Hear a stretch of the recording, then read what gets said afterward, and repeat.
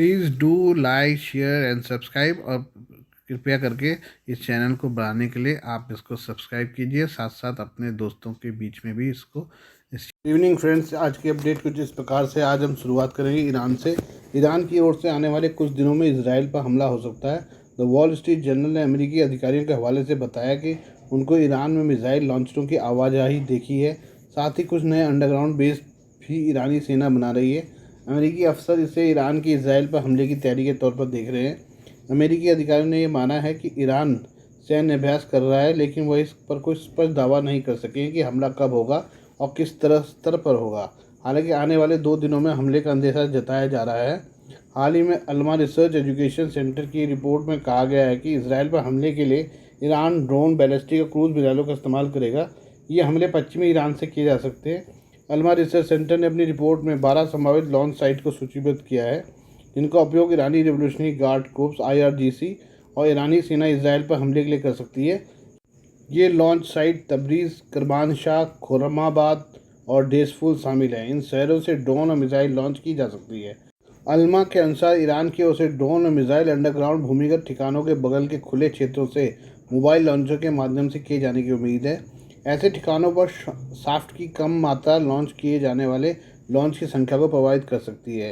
Iran ने पिछले हफ्ते तेहरान में हमास के पूर्व राजनीतिक नेता इस्माइल हानिये की हत्या का बदला लेने की कसम खाई है। इससे पहले इसी साल अप्रैल में सीरिया में हमले में IRGC कमांडर मोहम्मद रज़ा ज़ाहिदी की हत्या के जवाब में ईरान ने 13 और 14 अप्रैल की रात को इसराइल पर हमला किया था। ईरान ने इसराइल पर करीब 300 हवाई हमले किए थे, जिनमें क्रूज मिसाइलें, बैलिस्टिक मिसाइलें और ड्रोन शामिल थे। हालांकि ज़्यादातर को इसराइल ने रोकने में सफलता पाई थी।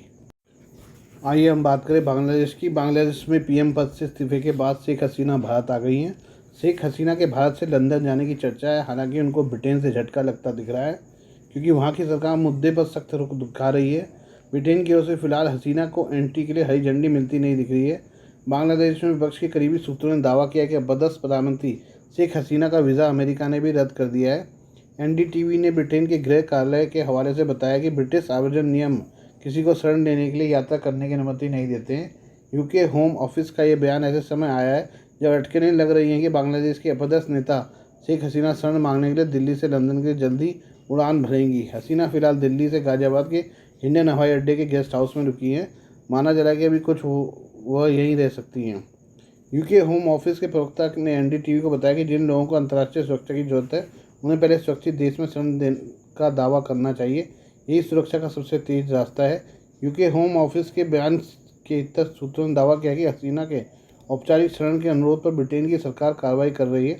वहीं उनकी बहन रिहाना के पास UK की नागरिकता है, वह जल्दी UK के लिए रवाना हो सकती हैं। ब्रिटेन में पिछले महीने लेबर पार्टी की शानदार जीत के बाद कीर स्टार्मर के नेतृत्व वाली सरकार ने कहा कि UK के पास उन लोगों को सुरक्षा प्रदान करने का गौरवपूर्ण रिकॉर्ड है जिनकी इसकी आवश्यकता है। हालांकि किसी को शरण या अस्थायी शरण देने के लिए UK की यात्रा करने की अनुमति देने का कोई प्रावधान नहीं है। शरण चाहने वाले व्यक्तियों को पहले सुरक्षित देश में पहुंचना होगा। हसीना को ब्रिटेन में शरण मिलने में समय लग सकता है। बांग्लादेश में आवामी लीग पार्टी के नेता के होटल में भीड़ ने धावा बोल दिया। इस दौरान उपद्रवियों ने होटल को आग के हवाले कर दिया। जानकारी के मुताबिक आगजनी में एक इंडोनेशियाई नागरिक सहित कम से कम 24 लोगों को जिंदा जल गए। बता दें कि बीते दिन शेख हसीना ने प्रधानमंत्री पद से इस्तीफा दे दिया था, देश छोड़कर चली गई थी। बताया गया कि पीड़ितों में से ज़्यादातर लोग होटल में ठहरे हुए थे। उन्हें सोमवार देर रात जिंदा जला दिया गया। वाक़या तब का है जब भीड़ ने जोरशोर जिले में आवामी लीग के महासचिव शाहीन चकलादार के स्वामित्व वाले जाबिर इंटरनेशनल होटल में आग लगा दी। एक स्थानीय पत्रकार ने ढाका में PTI को फ़ोन पर बताया कि मृतकों में एक इंडोनेशियाई नागरिक भी शामिल है। उन्होंने बताया कि जोशोर जनरल अस्पताल के डॉक्टरों ने पुष्टि की है कि उन्होंने 24 शव गिने हैं, जबकि होटल के जीवित कर्मचारियों को डर है कि मलबे में और शव हो सकते हैं। मीडिया रिपोर्टों में पता चलता है कि आवामी लीग शासन का विरोध करने वाली अज्ञात भीड़ ने होटल के भूतल में आग लगा दी, जो जल्दी ऊपरी मंजिलों तक फैल गई। देश भर से लगभग एक जैसी खबरें आई हैं, जहां गुस्साई भीड़ ने राजधानी में बंगबंधु एवेन्यू में स्थित आवामी लीग के केंद्रीय कार्यालय सहित कई आवामी लीग नेताओं, कार्यकर्ताओं के आवासों, व्यापारी प्रतिष्ठानों में तोड़फोड़ की है। हसीना की इस्तीफा देकर छोड़ भारत जाने से सत्ता के खालीपन को भरने के लिए सेना के बाद बांग्लादेश में सोमवार को अराजकता फैल गई। हसीना के जाने की खबर फैलते ही ढाका और देश के अन्य हिस्सों में हिंसा का एक नया दौर शुरू हो गया। पहले से ही तबाह देश में भीड़ ने सड़कों पर हिंसा की, सरकारी संपत्ति को नुकसान पहुंचाया। बांग्लादेश में आरक्षण के खिलाफ छात्र संगठनों का प्रदर्शन लगातार जारी है। इस बीच देश में जारी हिंसा के बीच मंगलवार को मौत का आंकड़ा 140 पार पहुँच गया। शेख हसीना के देश छोड़ने के बाद विभिन्न हिंसक घटनाओं में 100 से अधिक लोगों की मौत हो गई। उधर सेना द्वारा बांग्लादेश में हिंसा को नियंत्रित करने की कोशिशें भी लगातार जारी है। धीरे धीरे नियंत्रण में आ रही है स्थिति। स्थानीय खबरों के अनुसार पुलिस और सेना के जवान सड़कों पर गश्त लगा रहे हैं। इस वजह से स्थिति धीरे धीरे नियंत्रण में आ रही है। बताया गया कि बांग्लादेश में लंबे समय के बाद विद्यालय भी खोले गए हैं। दरअसल देश में विवादित आरक्षण प्रणाली के विरोध में छात्रों के प्रदर्शन की वजह से विद्यालय बंद कर दिए गए थे। सोमवार को अभूतपूर्व हिंसा के बाद मंगलवार को ढाका में स्थिति पर काफ़ी हद तक काबू पाया गया है। ढाका की सड़कों पर सार्वजनिक परिवहन का संचालन शुरू हो गया है। इसके अलावा सड़कों में दुकानदारों ने भी अपनी दुकानें खोलना शुरू कर दिया है। वहीं सरकारी वाहनों को भी कार्यालयों की तरफ जाते हुए देखा गया है। सोमवार को आरक्षण विरोधी छात्र आंदोलन के दौरान राजधानी ढाका समेत देश के अन्य हिस्सों में भड़की हिंसा के दौरान करीब 109 लोगों की मौत हुई है। उधर रविवार को हिंसा के दौरान कुल 114 लोगों की मौत हुई थी। 16 जुलाई से शुरू हुई हिंसा की वजह से सोमवार तक कुल 440 लोगों की जान गई। बीते महीने यानी जुलाई महीने में बांग्लादेश में छात्रों के प्रदर्शनों के दौरान 200 लोगों की मौत हो गई थी। इसके बाद बीते रविवार को बांग्लादेश के विभिन्न हिस्सों में प्रदर्शनकारी और आवामी लीग पार्टी के समर्थकों की झड़प शुरू हो गई थी। शेख हसीना के देश छोड़ते ही दोबारा भड़के दंगे। एक रिपोर्ट के अनुसार सोमवार की सुबह 11 बजे से रात 8 बजे के बीच ढाका मेडिकल कॉलेज अस्पताल में 37 शवों को लाया गया। अस्पताल के सूत्रों ने बताया कि वहाँ विभिन्न घटनाओं में घायल हुए 500 लोगों को लाया गया था। सोमवार को शेख हसीना के देश छोड़ जाने के बाद बांग्लादेश में दंगे भड़क गए थे। इसके बाद सैकड़ों लोगों ने उनके आवास में तोड़फोड़ मचा दी। इसके अलावा प्रदर्शनकारियों को शेख हसीना के घर में मौजूद वस्तुओं को ले जाते हुए भी देखा गया है। ढाका में मौजूद शेख हसीना के निजी आवास सुधा सदन को प्रदर्शनकारियों ने तहस नहस कर दिया। वहीं शेख हसीना की पार्टी आवामी लीग के नेताओं के घरों पर भी हमला किया गया है। आइए हम बात करें इसराइल और ईरान की। इसराइल अपने कट्टर दुश्मन ईरान के खिलाफ खतरनाक प्लान बना रहा है। मीडिया रिपोर्ट के अनुसार हमला करने से पहले ही उसका सर कुचलने की तैयारी में है। मध्य पूर्व के एक विशेषज्ञ ने कहा है कि इसराइल ने ईरान का नामो निशान मिटाने के लिए कमर कस ली है। तेहरान में इस्माइल हानिया की हत्या के बाद ईरान और उसके प्रॉक्सी नेटवर्क इसराइल पर हमले की योजना बना रहे हैं, लेकिन तेल अवीव इसके पहले ही बड़ा हमला कर सकता है। मध्य पूर्व मामलों की विशेषज्ञ डॉक्टर अनाहिता मोटाजेद रेड ने ब्रिटिश मीडिया आउटलेट द सन से कहा कि ईरान और उसके प्रॉक्सी अपने नेताओं की हत्या का बदला लेने के लिए कुछ ही घंटों में हमला करेंगे। यह हमला ईरान समर्थित चरमपंथी संगठनों हिजबुल्लाह, हूती और हमास की तरफ से होगा।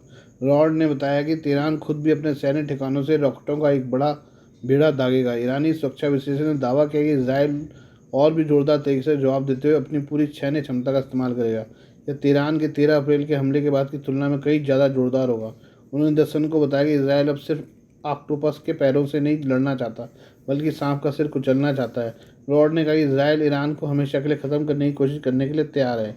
ईरान में हमास के राजनीतिक प्रमुख इस्माइल हानिया की हत्या के बाद ईरान भड़का हुआ है। हानिया को उस वक्त मारा गया जब वह तेहरान के उत्तर में एक अति सुरक्षित वाले परिसर में सैन्य परिसर में सो रहे थे। राजधानी में घुसकर हत्या ईरान के लिए बेहद ही अपमानजनक थी। ईरान के सुप्रीम लीडर आयतुल्ला खामनेई ने इसराइल को जिम्मेदार ठहराते हुए सख्त सज़ा देने की बात कही है।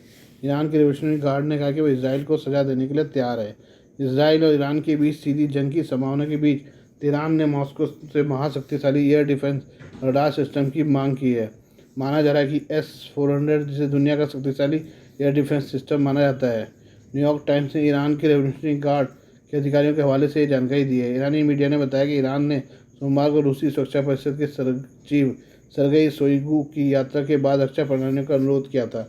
ईरान शोइगु ने कहा कि हम विभिन्न क्षेत्रों में ईरान के साथ पूर्ण सहयोग करने के लिए तैयार हैं। ईरान ने पिछले सप्ताह तेहरान में हमास के राजनीतिक प्रमुख इस्माइल हानिया की हत्या के बाद इसराइल के खिलाफ जवाबी कार्रवाई करने की धमकी दी है।